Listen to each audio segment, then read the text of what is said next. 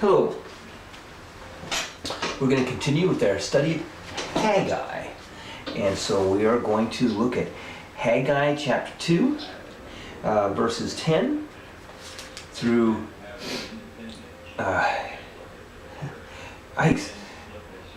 through 19, 10 through 19. And if you've been following along, we've been doing the study on Haggai for a little while. This is our third study.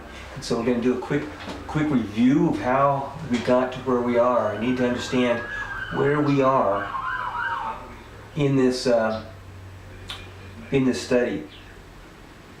First of all, we have Haggai, who is a prophet. We don't know much more about him other than his name is Festival, and that he was raised up by the Lord to give these 6 or 7 prophecies, and that's all we know about him.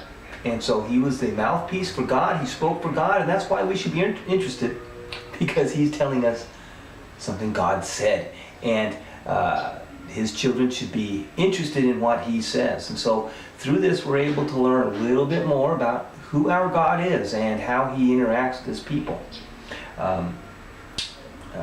Going way back to the beginning, the Bible is theocentric. That is, it's God talking about himself. That's the first thing. And it's not as much about the people here in the Bible, but as the people are used to help explain God to us. And so here again we have that. Now, as you recall, the Jewish nation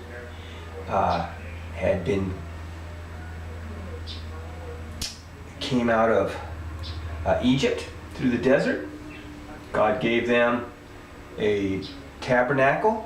He said, make this tabernacle to Moses. Moses made a tent in the Holy of Holies and a holy place, and then a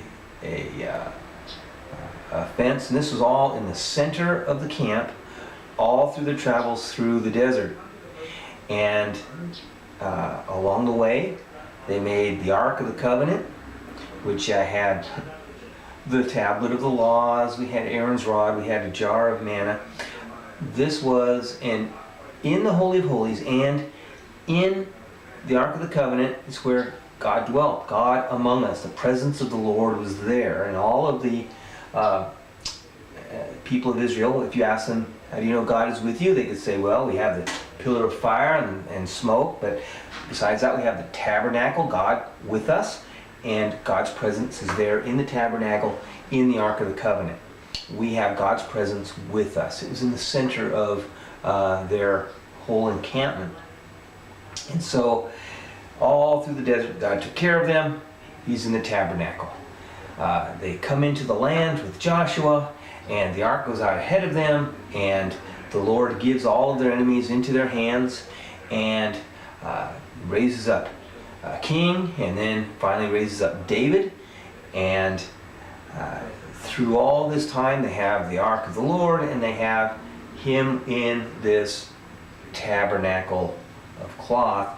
And David finally has peace. The Lord gave him peace, and David says, I want to build a temple for the Lord. And God says, no, that is for the one who's coming after you, for your son, to build the temple.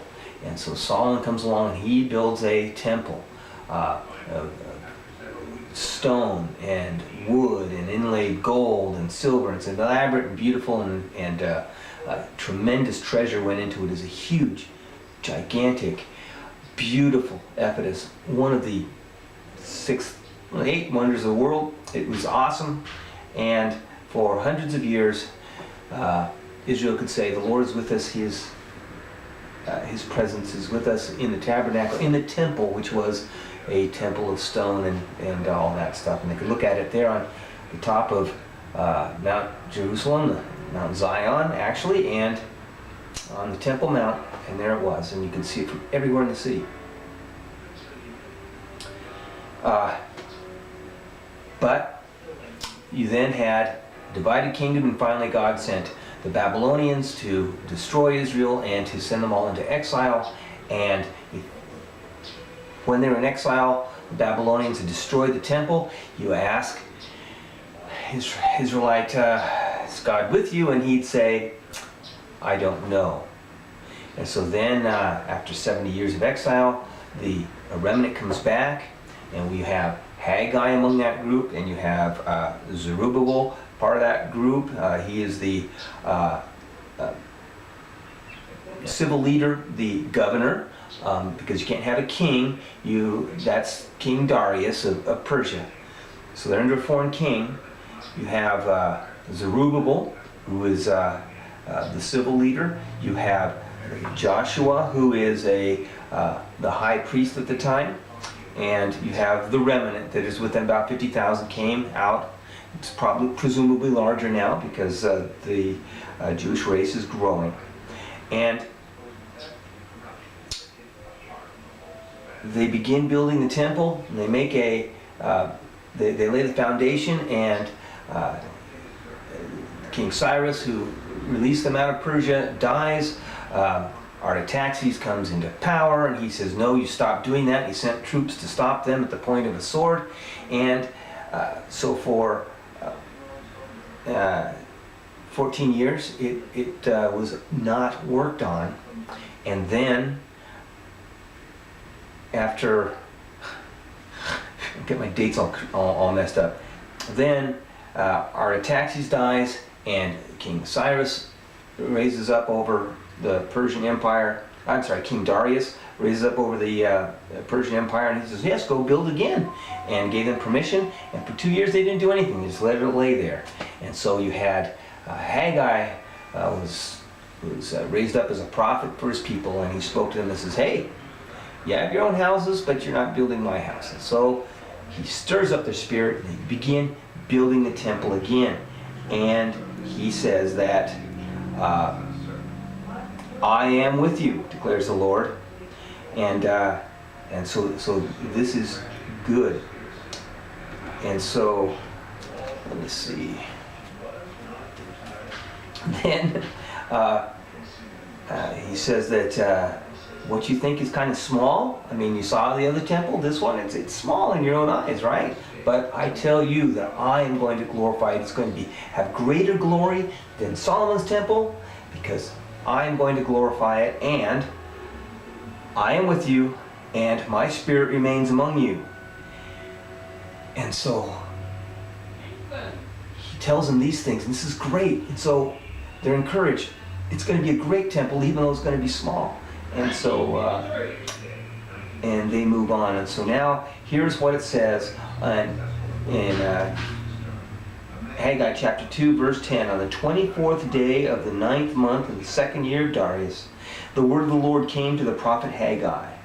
And this is what Yahweh Almighty says. Ask the priests what the law says. If someone carries consecrated meat in the fold of their garments, and that fold touches some bread or stew or some wine, olive oil or other food, does it become consecrated? And so the priest answered, no. Then Haggai said, if a person defiled by contact with a dead body touches one of these things, does it become defiled? Yes, the priest replied. Yes, the priest replied, it becomes defiled. And so, I'm going to break here. We're going to talk about this for a minute. The real message that he has comes after this, but this is God is trying to give them a picture with.